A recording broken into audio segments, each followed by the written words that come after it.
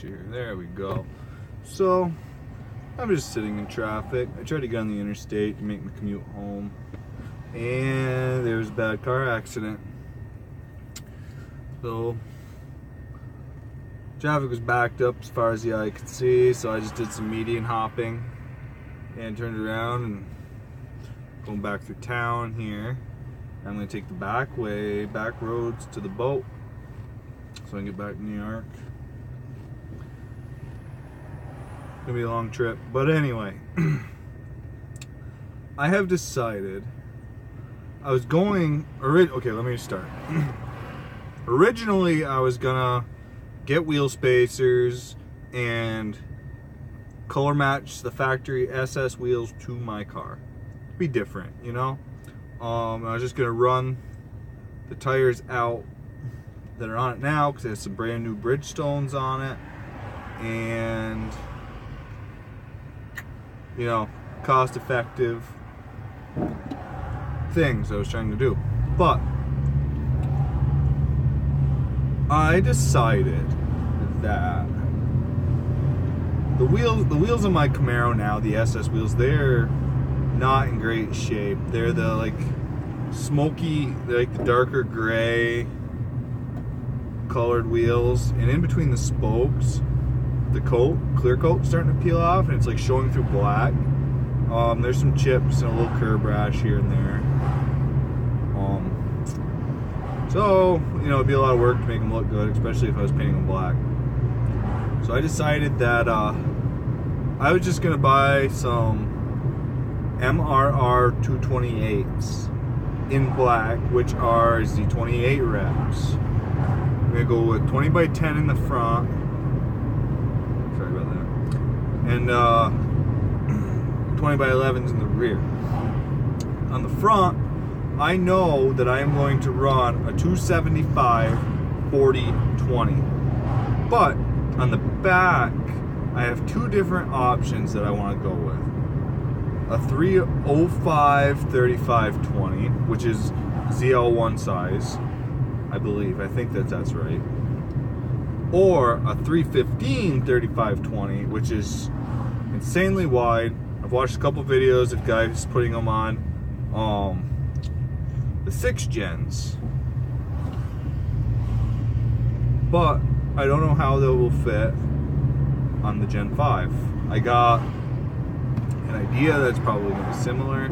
I might need a spacer, but who's to say? So basically what this video is I'm informing you on a plan. I really want to run the 315s a lot because I think that would look sweet on those 11-inch wheels. But I don't want any rubbing or fitment issues. So I guess what I'm looking for is some input on whether or not it's gonna work. Anyway, I'm hoping that I'll have time this weekend, guys, to paint the fender flares for the Tundra. Get them on there, do a video on that.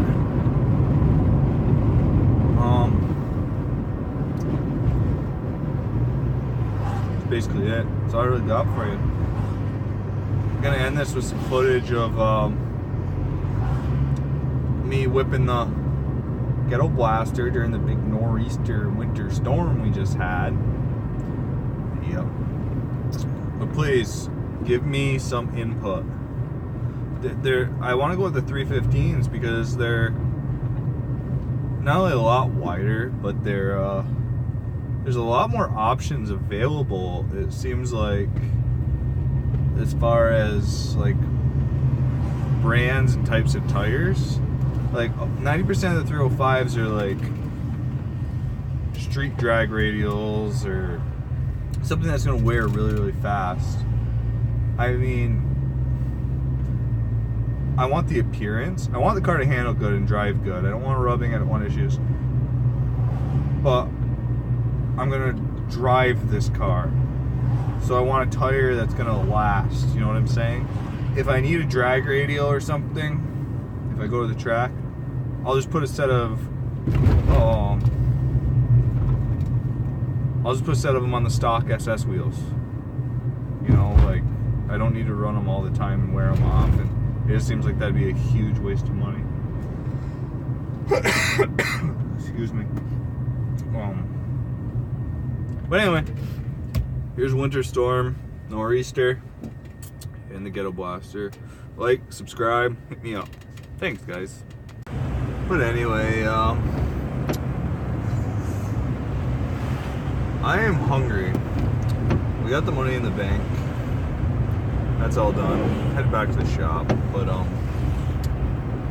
I am like all kinds of hungry right now, and but unfortunately I just started this new diet. It's called the All-American Diet. You should look it up. It's super strict. Basically you eat corn dogs, Doritos, cheeseburgers, and pizza at all hours of the day. It's very strict. You have to eat at least one of those things every day in order to maintain the body type that is 90% of America, and I'm striving for that as we speak. But I really want to whip this old car right now. There we go. Woo! Wet bit mud.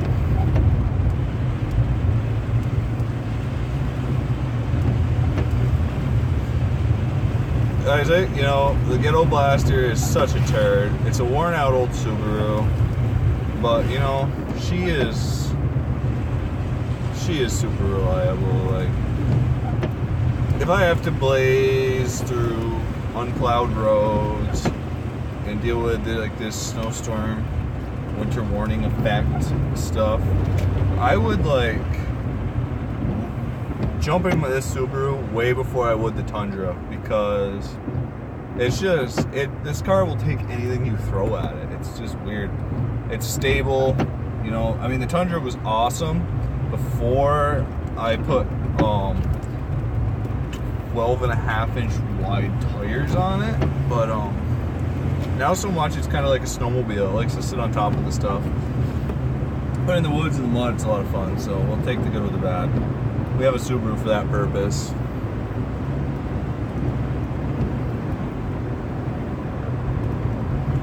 The main roads are like starting to get, like, I can see pavement now, which is cool.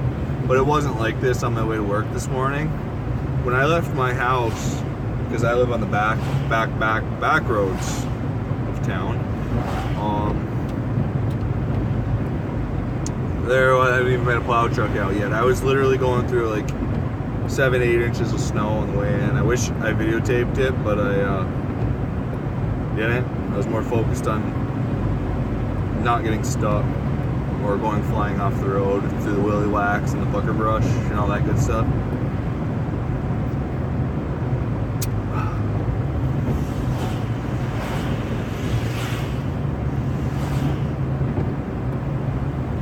But guys, the beautiful part about an old worn out Subaru is if the weather's like this and you do go flying off into the willy wax, the pucker brush, farmer's field somewhere, just don't lift out of the throttle. Just keep your foot buried in it and point it where you want to go, and chances are she's going to get you there. I mean, unless you find a big rock or a tree stump that's going to abruptly stop you.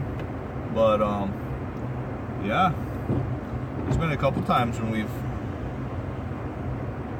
gone boondocking with the old Subi.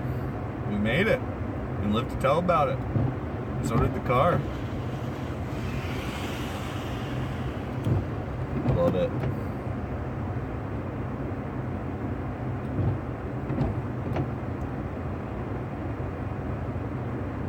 This is like the longest stoplight in history ever. It's like super annoying.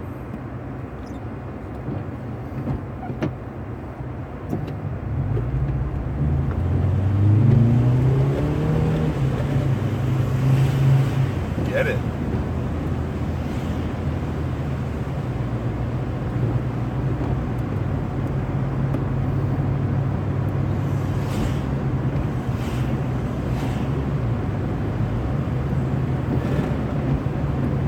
So we're in the process of building a Subaru motor at work right now. Putting it back together. That'll get done today. I got a brake job in there.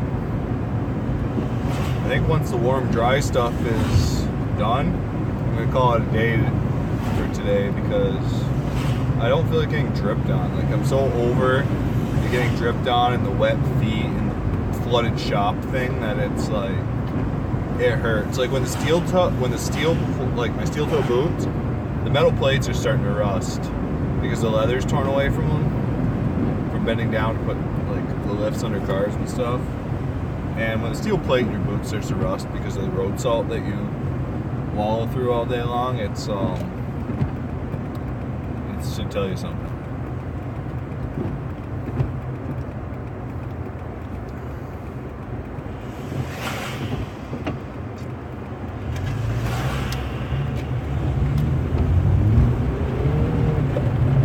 Cool shop.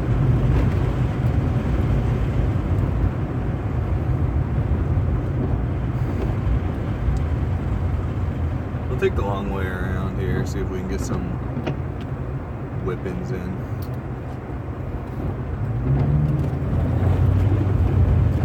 Like that.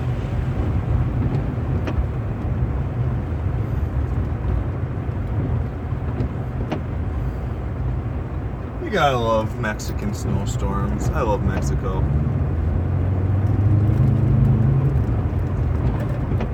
It's epic.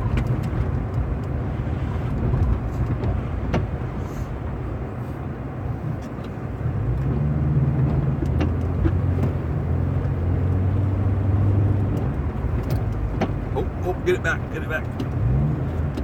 Yeah, buddy.